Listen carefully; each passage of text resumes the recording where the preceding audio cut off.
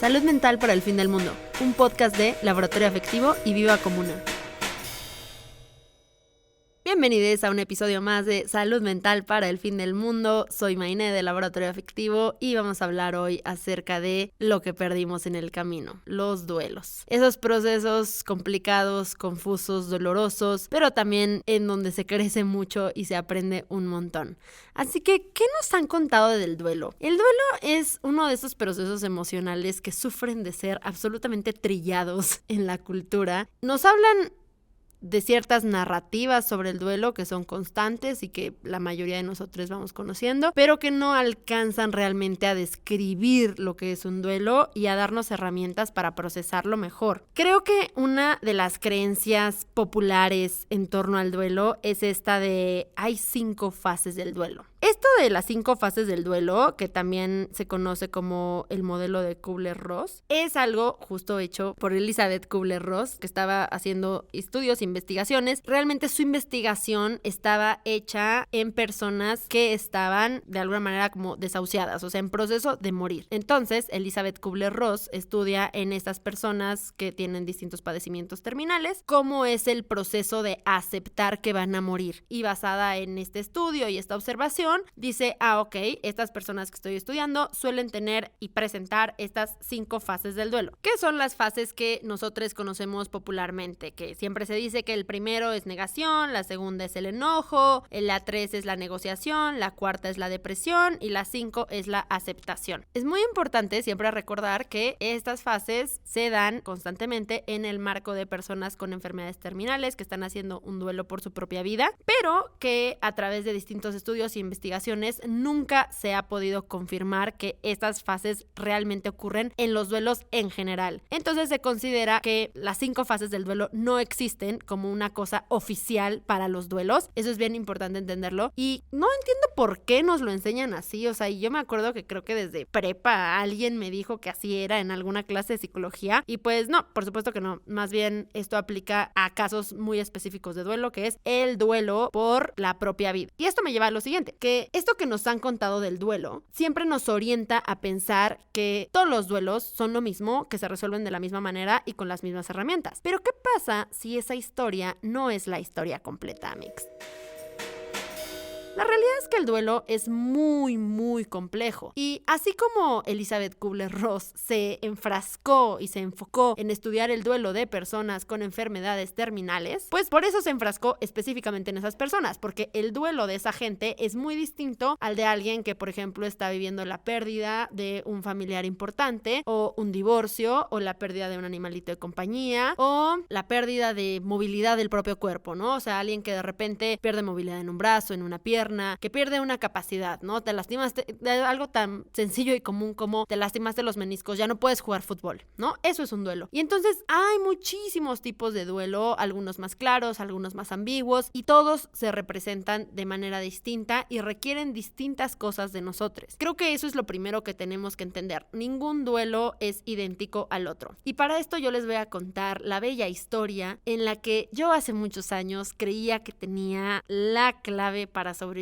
al duelo de pareja, ¿no? O sea, de terminar una relación y sobrevivir como a ese duelo y seguir adelante con la vida. Y yo había tenido como esta estrategia, ¿no? O sea, como preacordada conmigo, en donde yo decía, ok, termino la relación y me doy una semana. O sea, una semana para estar así de que devastada. Puedo no pararme en la cama, puedo comer Maruchan diario, puedo llorar 24/7, puedo no abrir de plano las cortinas, no cambiarme la pijama. O sea, así de que lo peor que se puede estar, puedo estarlo. Durante una semana me doy permiso de estar en el punto más bajo de todo y no tener que hacer nada, no hablar con nadie, o sea, yo y mi sufrimiento soles en un cuarto oscuro. Y dije, perfecto, pero después de esa semana, hacia el día 8, yo me paro, yo me baño, yo me visto, yo hago un plan, yo salgo, yo voy, yo vengo y mi vida sigue. Y obviamente, pues habrá momentos en donde diga, ay, esta tristeza vuelve a mí y pues tenga que seguir procesando el duelo porque obviamente en una semana no alcanza, pero está bien, o sea, pero continúo con mi vida y si de repente es necesario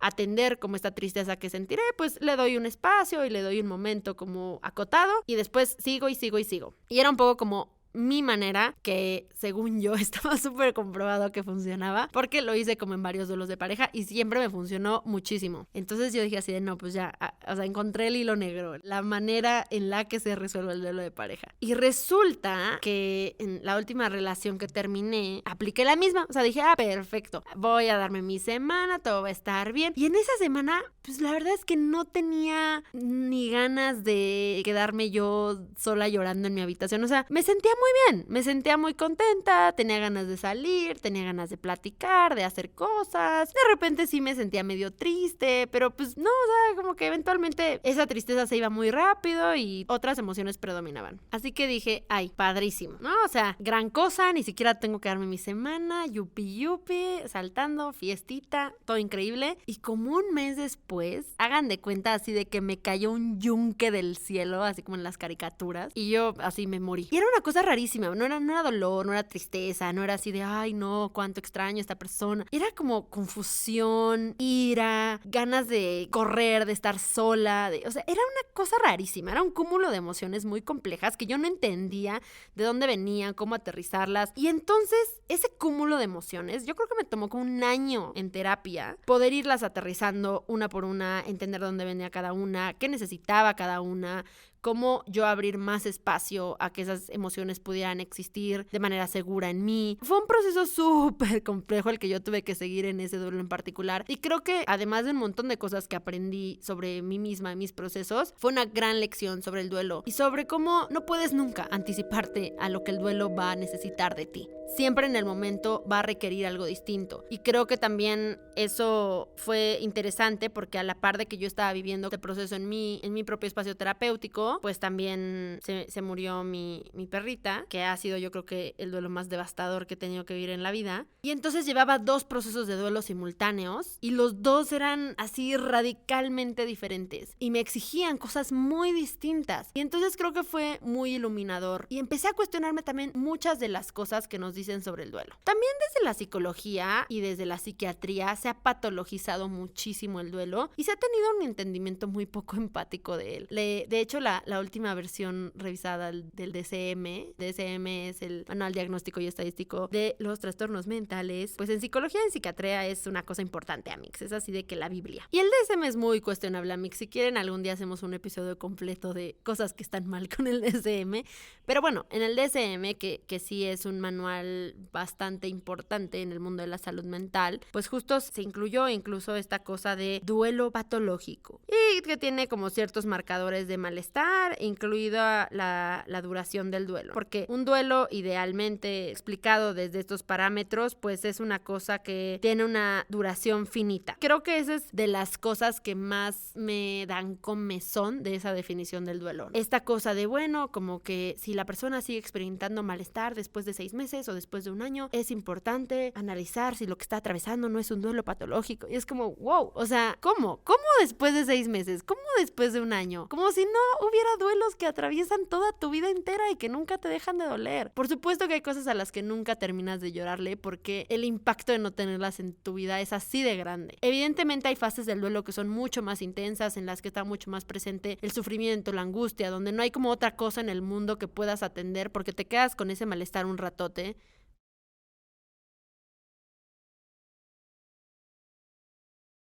Pero cuando la vida sigue, cuando las cosas van aparentemente más tranquilas y todo está bien, también el duelo regresa. También el duelo regresa cada que consigues una nueva cosa y esa persona que ya no está en tu vida no está para verla. O sea, yo recuerdo que cuando me mudé al departamento en donde vivo ahora, estaba yo súper feliz porque aparte era un logro muy importante para mí, estaba súper contenta de compartir espacio con mi pareja y había como muchas cosas muy lindas en el proceso, y creo que como a los 2 días de que yo me mudé, tuve así de que este quiebre como de 3 horas de llanto, porque por primera vez habitaba un lugar que Charlotte, que era mi perrita, nunca iba a conocer. El duelo también llega en la felicidad, porque la felicidad es en gran parte compartida, y cuando nos falta esa persona, ese animalito, ese espacio con quien quisiéramos compartirlo, las cosas duelen, incluso las cosas bonitas, incluso los días lindos. Y entonces no, definitivamente, eso no quiere decir que mi duelo sea patológico y que ahora yo necesite ir a un psiquiatra. Eso quiere decir que soy humana y que mis procesos emocionales son complejos, y creo que de repente en Laboratorio Afectivo recibimos muchas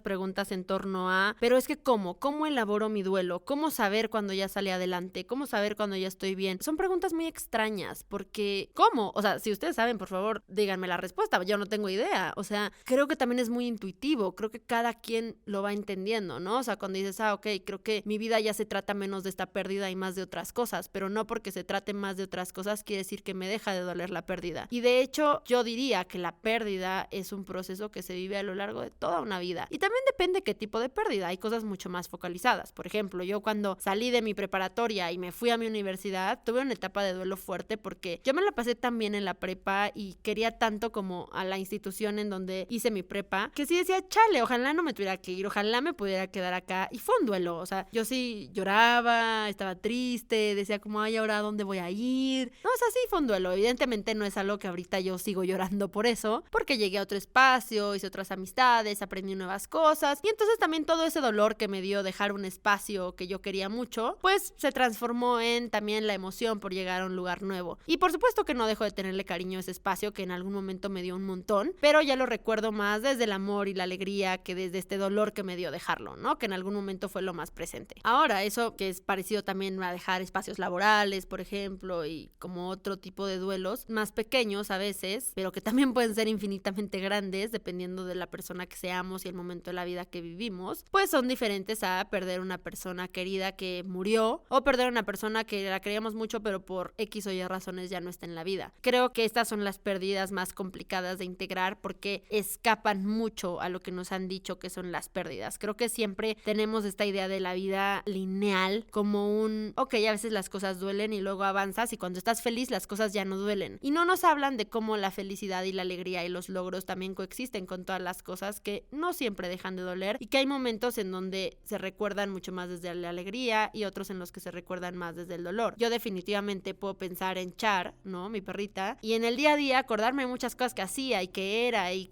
actividades que teníamos juntas y reírme y compartirlas porque aparte era la mejor perrita del mundo, amigos, ¿qué les digo? Y me daba tanto y tenía una personalidad tan única y creo que cuando hablo de ella siempre estoy muy contenta, pero también hay momentos en donde se me parte un poquito el corazón de, no sé, ir al parque y ver a la gente con sus perritas y saber que yo ya no tengo eso, ¿no? Y saber que incluso si lo tuviera ya no es con Char. Y es ligeramente devastador y eso a veces me pasa en un transcurso en el que estoy cruzando el parque para ir por un café. Y a la mitad del parque me duele muchísimo y digo, ay Dios mío, qué horror.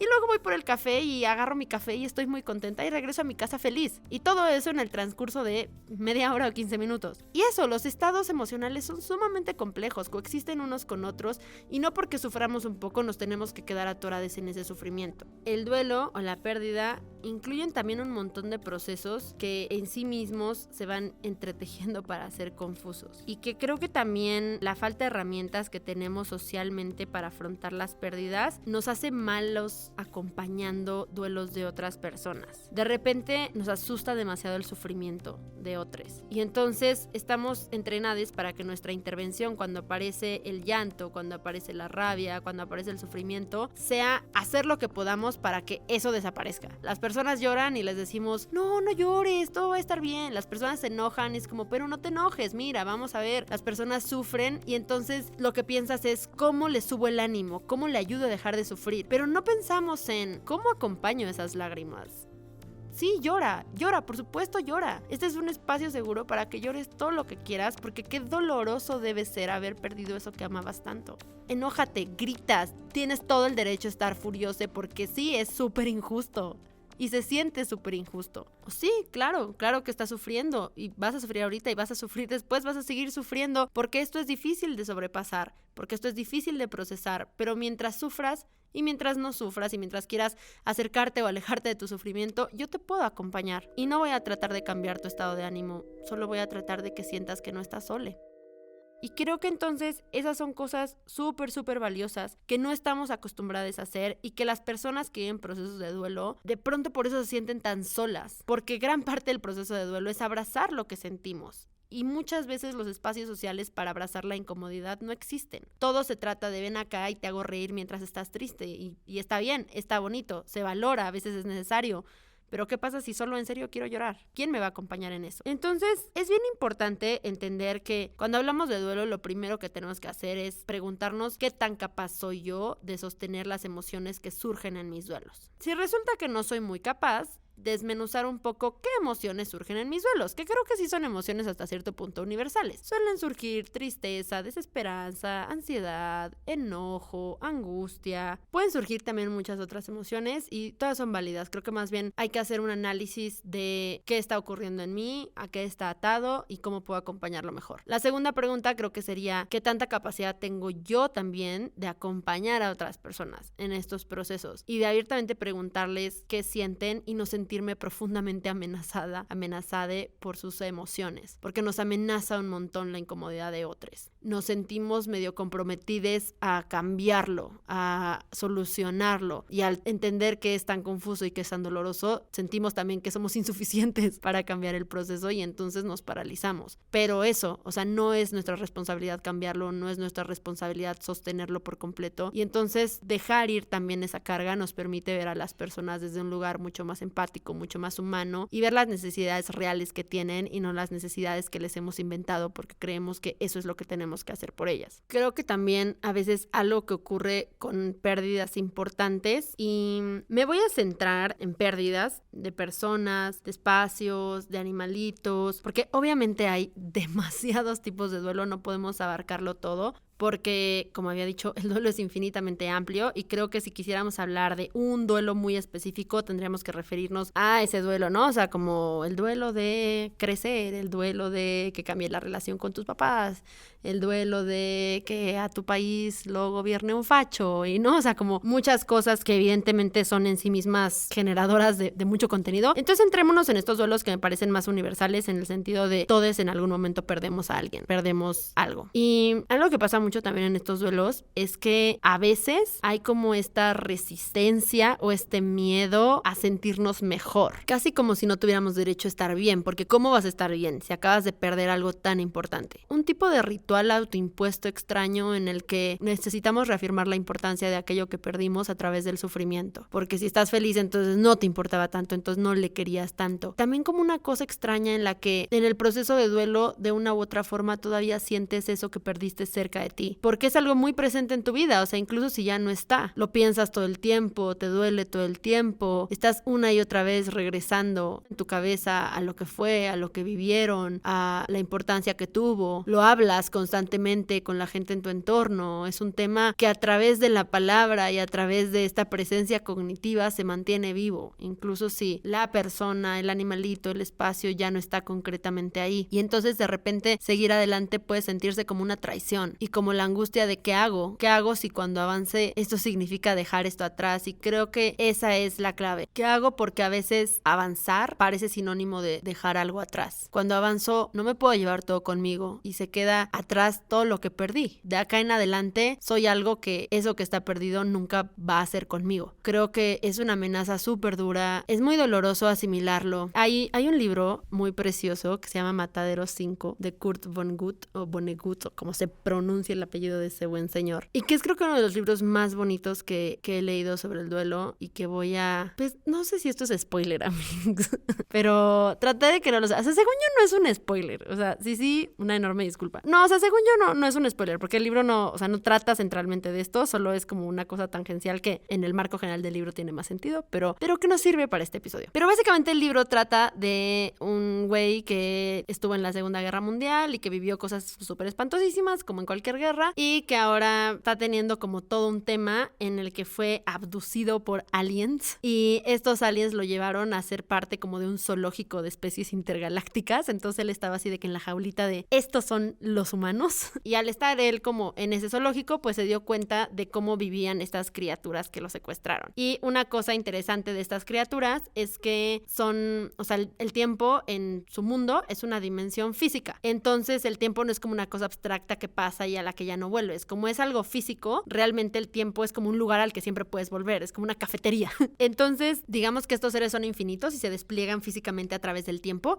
Entonces, si los ves, pareciera que tienen así como 1,000 millones de patas, 1,000 millones de brazos, 1,000 millones de cabezas, porque estás viendo como a estos seres en su continuidad temporal todo el tiempo, como de manera física. Entonces allá la muerte, o sea, en ese mundo la muerte no es como una cosa súper grave, porque en realidad la muerte es como, ok, como que a partir de este momento en adelante ya no estás tú conmigo, pero siempre que te quiera ver, entonces puedo volver inmediatamente a este espacio en donde sí estás tú conmigo. Entonces no es como un ya no te veo, ya te perdí, ya no estás. Así que cuando alguien se muere, pues sí tienen como sus rituales, pero en realidad la gente no está tan triste. Solamente es como, ok, pues voy a tener que visitarle aquí, como si fuera solo una mudanza, ¿no? Así de que tu amiga ya no vive a lo de ti, ahora vive a 40 minutos, pero pues igual ahí está y cuando quieras verle, puedes ir. Entonces, o sea, el libro realmente va como de una persona con estrés postraumático tratando de asimilar todo lo que pasó en la guerra y tratando de crear como metáforas en su cabeza que le hagan soportable la idea de ver tanta muerte, ¿no? Y como que lo que él quiere es siempre tratar de hacer esta realidad en la Tierra para que entonces la gente que ha muerto no haya tenido realmente que morir y poder siempre recuperarla. Es un libro muy precioso y creo que este libro fue como para mí una cosa que me acompañó mucho en un momento de duelo personalmente, que me arrojó como muchísimas reflexiones que me han servido en general en la vida. Una de ellas siendo que tanto nos permitimos revisitar el duelo, no solo como individuos, sino como sociedad. Creo que una cosa que pasa es que pareciera que cuando perdemos algo a alguien, de repente se para el tiempo y eso está ya para siempre perdido y de aquí en adelante ya no hay nada que remita a esta cosa que hemos perdido.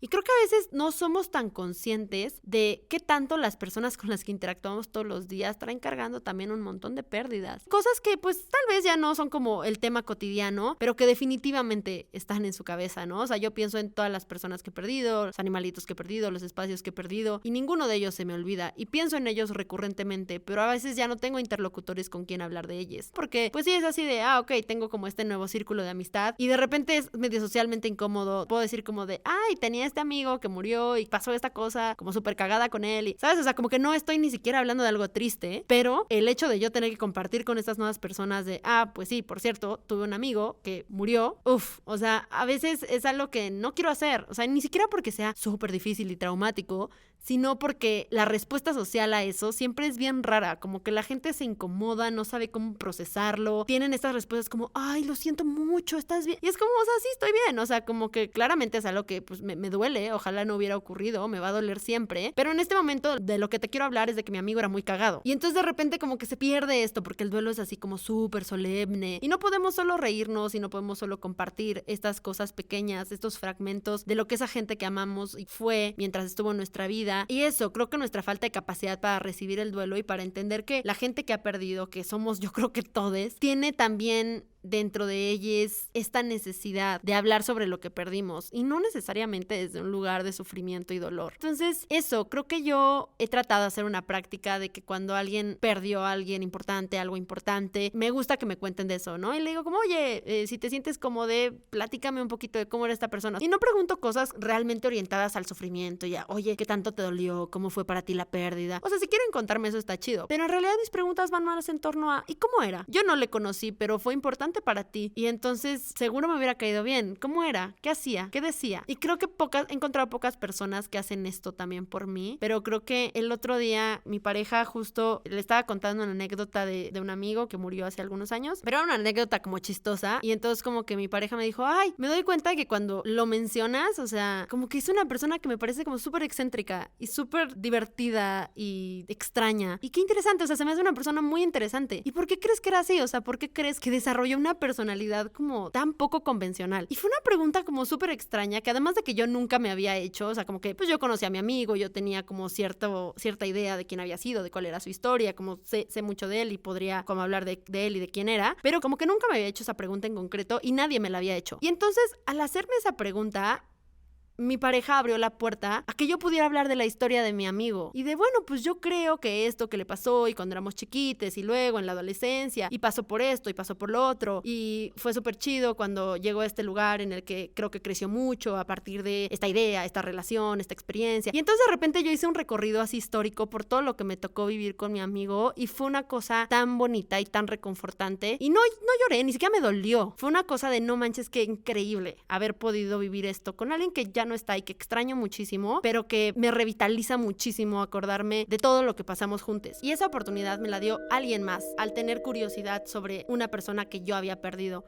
Y entonces creo que son prácticas que es necesario implementar en la sociedad, poder hablar de esto de una manera abierta, entendiendo que, sobre todo ya cuando ha pasado cierto tiempo y hemos tenido oportunidad de procesar un montón de emociones y de sensaciones, el duelo no acaba de ahí, ¿no? El duelo también va de cómo yo en mi vida voy a reintegrar esta pérdida, cómo voy a seguir adelante, no dejando esto atrás, sino acomodándolo, ya no de la misma forma, porque evidentemente no lo tengo presente, pero cómo también puedo seguirme nutriendo de esto. Creo que yo pienso mucho, o tengo esta cosa que hago seguido de estar en cierta situación, o estar en cierto problema o angustia y pensar en, híjole, ¿qué me hubiera dicho esta persona? Y obviamente pues me estoy inventando lo que me hubiera dicho, pero sí lo hago pensando en quién era esa persona y en las cosas que sí me pudo decir. Y entonces me reconforta, me hace sentir acompañada, aunque ya no esté directamente enfrente de mí. O cómo se hubiera comportado Charlotte en este escenario en específico. Y siempre me da mucha risa. Siempre incluso veo, por ejemplo, a otros perritos reaccionando a ciertas cosas que pasan. Y yo digo, como Charlotte no hubiera hecho eso, o Charlotte hubiera hecho exactamente lo mismo. Y no, o sea, y es una forma de seguirme acompañando de ella, porque definitivamente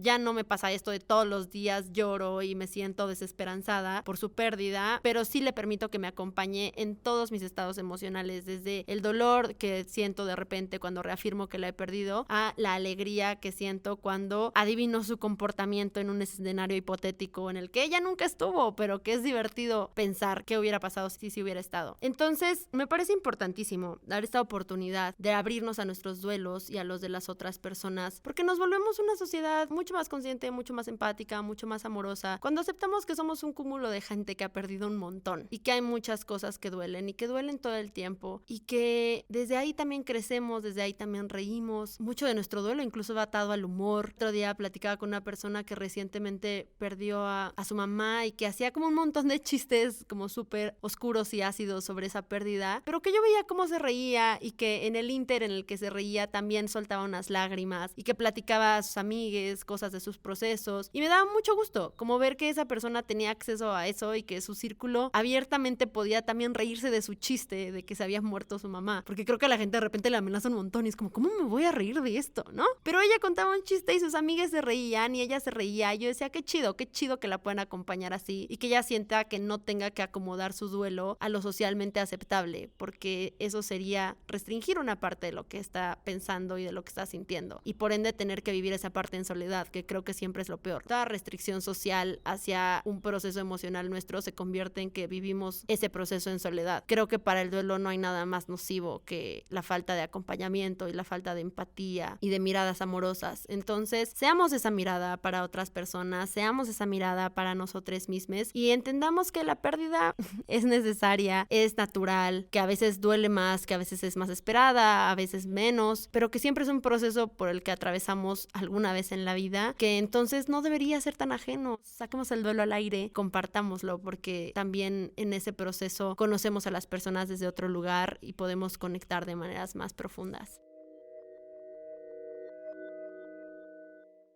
Y para nuestras sabias palabras de hoy, en lugar de darles unas sabias palabras, les voy a leer un bello poema traducido por mí, porque no hay una traducción oficial, así que de antemano me disculpo con la autora si mis palabras no son las mejores traducciones, pero se intentó, amigos. El poema se llama Viendo a mi amigue pretendiendo que su corazón no está roto, escrito por la autora Rosemary Wazola, y va así.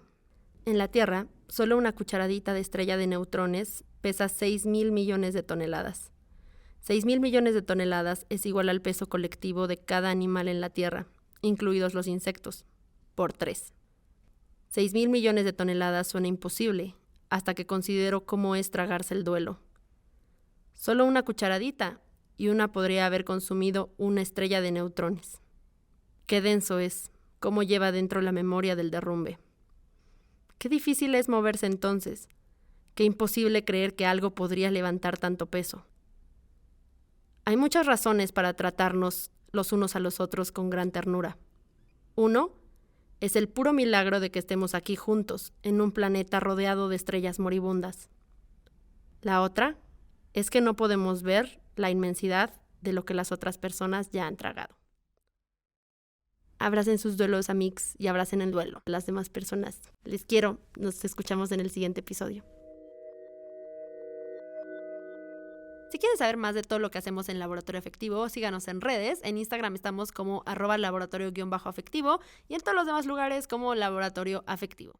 También recuerden que para todo lo relacionado con charlas, talleres, material, productos, colaboraciones, pueden encontrarnos en la página laboratorioafectivo.com o escribirnos al correo laboratorioafectivo@gmail.com.